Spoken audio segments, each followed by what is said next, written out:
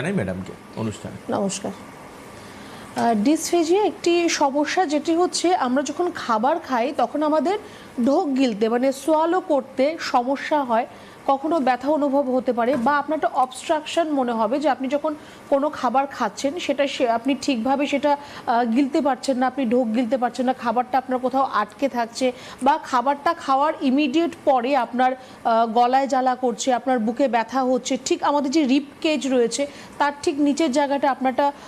Discomfort feel হচ্ছে, যে একটু আপনার জ্বালা হচ্ছে বা ব্যথা হচ্ছে, এরকম সমস্যা আপনার মধ্যে যদি দেখা দিচ্ছে সেটাকে আমরা ডিসফেজিয়া বলে থাকি। এবার ডিসপেপসিয়াও একটি অন্য সমস্যা রয়েছে। ডিসপেপসিয়াতে আমাদের পেটের মধ্যে ব্যথা অনুভব হয় বা ডিসকমফোর্ট ফিল হয়, আর ডিসফেজিয়ার মধ্যে আমাদের এই যে খাদ্যনালী যেটা রয়েছে, যেটাকে আমরা জিআই ট্র্যাক্টও বলে থাকি, তার মধ্যেই আপনার সমস্যা। এবার সেখানে আপনার যদি কোথাও কোনো বাধা সৃষ্টি হয়, আমাদের যে ইসোফেগাস রয়েছে, আমাদের ঠিক গলার এইটুকু জায়গায় যে ইসোফেগাস রয়েছে তার মধ্যে যদি কোনো ধরনের বাধা সৃষ্টি হয় বা যদি সেটা ন্যারো হয়ে যায়, যে সরু হয়ে যাচ্ছে, আপনি তখন খাবার খেলে সেটা আপনি ঠিকভাবে আপনার ওই ইসোফেগাস দিয়ে নিচে নেমে আসবে না। তো একটা ইসোফেজিয়াল ডিসফেজিয়া রয়েছে, আর একটা হচ্ছে ওরোফেরেঞ্জিয়াল ডিসফেজিয়া। ইসোফেজিয়াল ডিসফেজিয়ার মধ্যে আপনি যখন খাবার খাবেন সেটা আপনার গিলতে প্রবলেম হবে, বা কখনো কখনো এরকম হতে পারে যে সেটা আপনার উল্টো দিকে আবার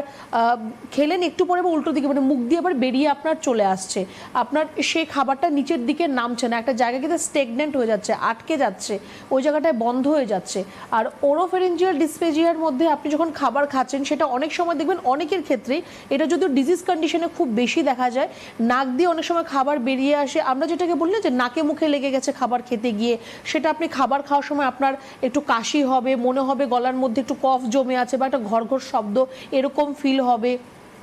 পেশেন্টের যখন গ্যাসপিং হয়, যে গলার মধ্যে একটা গড়গড় করে আওয়াজ হয় খাবার খাওয়ার সময়, সেরকম একটা আওয়াজ আপনি শুনতে পাবেন। বেসিক্যালি একটু এইজেডদের মধ্যেই এই সমস্যাটা বেশি দেখা দেয়, কারণ তখন আস্তে আস্তে এই যে মাসেলগুলো রয়েছে আমাদের এই ইসোফেগাসের কাছাকাছি মাসেলগুলো রয়েছে, এগুলো আস্তে আস্তে লুজ হতে থাকে, তার যে কাজ করার ক্ষমতা সেটা কমতে থাকে, আর আপনার ইসোফেগাসও আস্তে আস্তে সরু হতে থাকে। তো একটু এইজ হলে এই সমস্যাটা বেশিরভাগ ক্ষেত্রে দেখা দেয়, বা যদি কোনো আপনার খুব বড় কোনো ডিজিজ হয়ে থাকে, যেই ডিজিজ আপনার জিআই ট্র্যাক্ট, আপনার কোনো প্রবলেম হচ্ছে জিআই ট্র্যাক্টের মধ্যে, কোনো বড় রোগের থেকে আপনার এই সমস্যা আসতে পারে, বা কোনো রেডিয়েশন থেরাপি যদি আপনার কখনো হয়ে থাকে, তার একটা as N A side effect আপনার এই ডিসফেজিয়ার মতো প্রবলেম আসতে পারে। খুব মারাত্মক একটা কিছু আমি বলবো না, কিন্তু হ্যাঁ, যদি আপনার এরকমই প্রবলেম এভরিডে আপনার হয়, যে আপনি কোনো সামান্য খাবার খাচ্ছেন, তার জন্য আপনার খাবার গিলতে কষ্ট হচ্ছে বা ব্যথা হচ্ছে বা আটকে আটকে থাকছে, কিছু খেলে অনেক সময় আমাদের গলার কাছে এসে আটকে থাকে, হিচকি হয় বা এরকম কাশি হয়, তো এই প্রবলেমগুলো রোজ হলে এমনিতেই আপনার আরও রোগ, আপনার সমস্যা শরীরের মধ্যে চলে আসবে, কিন্তু এর থেকে যে অনেক বড় কোনো রোগ হবে সেটা আমি বলবো না। হ্যাঁ, কখনো কখনো খুব সার্টেন কিছু কেসেসের মধ্যে দেখা যায় যে আপনার যদি ওরোফেরিংসের মধ্যে চলে আসে, মানে যদি আপনার শ্বাসনালীতে চলে আসে, খাদ্যনালী থেকে খাবারটা যদি শ্বাসনালীতে চলে আসে, সেখান থেকে আপনার চোখ হয়ে যেতে পারে, আপনার শ্বাস আটকে যেতে পারে, গলায় খাবার লেগে সেখান থেকে অনেকের অনেক সময় ডেথও হয়, খুব রেয়ার কেসের মধ্যে সেরকমও হয়ে থাকে। তো অবশ্যই এটি একটি সমস্যা, প্রথম থেকে তার একটু ঠিকঠাকভাবে ট্রিটমেন্টের প্রয়োজন রয়েছে, খাবার ভালোভাবে চিবিয়ে খেতে হবে যাতে এই প্রবলেমটা আপনার মধ্যে না আসে। আচ্ছা, আর যদি এই ধরনের প্রবলেম হয় আপনাদের, তার জন্য আয়ুর্বেদিক ট্রিটমেন্টও আছে আপনি বলছেন, এবং খুব একটা সিরিয়াস কিছু নয়, কিন্তু এটা একটা